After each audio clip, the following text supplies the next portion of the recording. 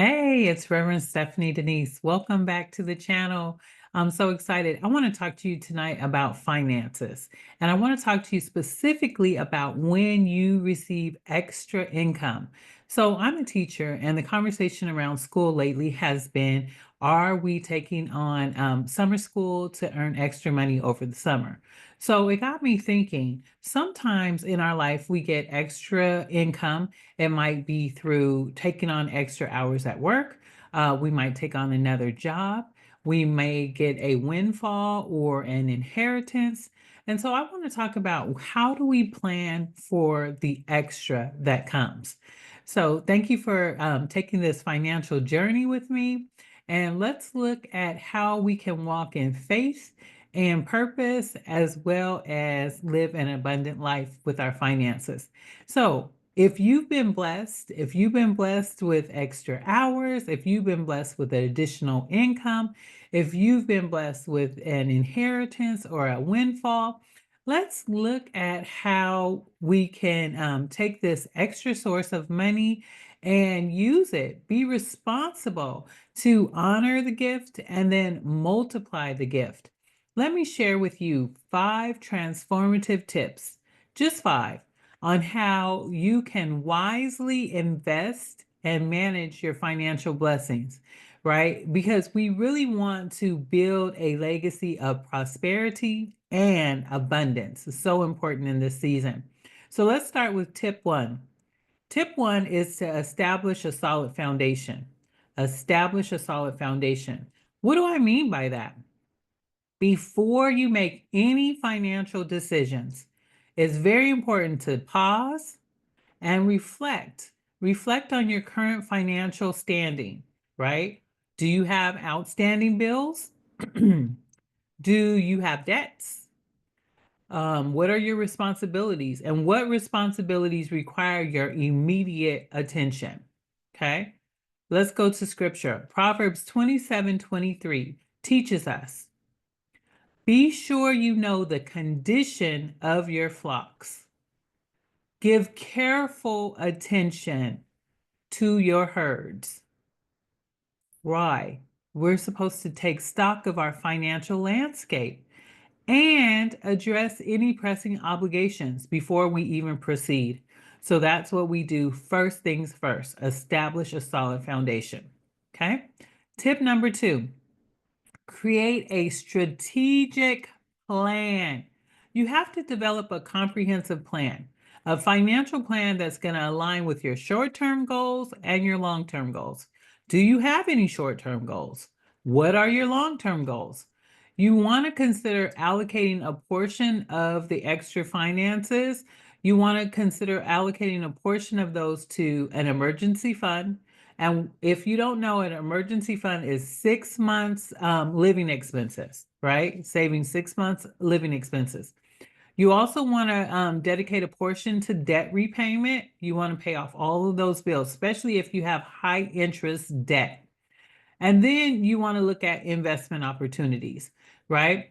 Proverbs 21:5 tells us, it actually reminds us, steady plotting brings prosperity.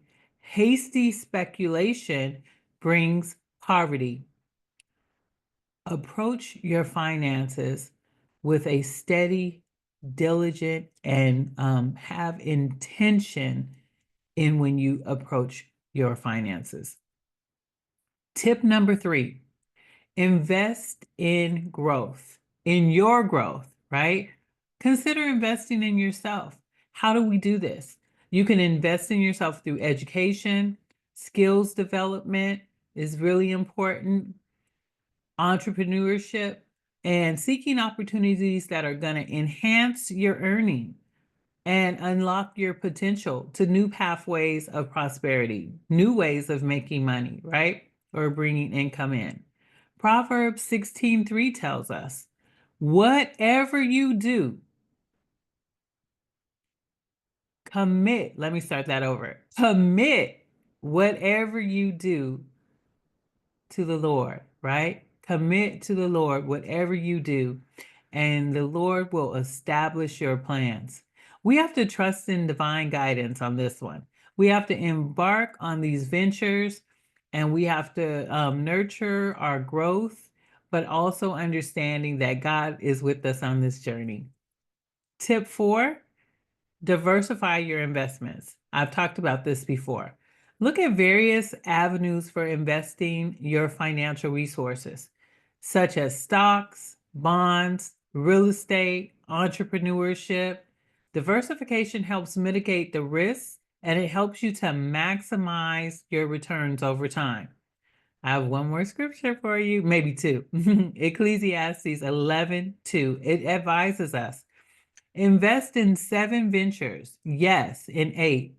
You do not know what disaster may come upon the land. Spread your investments wisely to safeguard your wealth. This is very important, right? So a disaster could be classified as um, a divorce, right? A disaster, a huge hospital bill, a death in the family. Uh, it could be many different things, right? It could be being laid off from a job, right? So we don't know what's going to happen, but make sure that you have money in a few different pots, okay? And last but not least, tip number 5, cultivate a spirit of generosity. Ooh, this is big. I love this. Embrace the transformative power of giving back to others and supporting causes that uplift others and empower communities that may be in need. This is so important. Proverbs 11:25 reminds us, a generous person will prosper. Whoever refreshes others will be refreshed. By sowing seeds of generosity, you invite abundance and blessings into your own life. That's a beautiful thing. So, in conclusion, dear sisters, I just wanted to share these 5 financial stewardship tips with you to guide you on your path of abundance and prosperity. When you receive those extra funds, right? When you take on that extra job, when you receive that inheritance, when you receive a windfall of some sort, you want to make sure that you remember that God is with you on your financial destiny. God has entrusted you with these resources, and God has entrusted you to be a wise manager and also to multiply these resources. So walk in faith, trust in the abundance of God, and let your financial blessings serve as a beacon of hope and empowerment. God bless you. If you've heard something here that you please like, share, and subscribe. And thank you for joining us on this financial journey. Be blessed.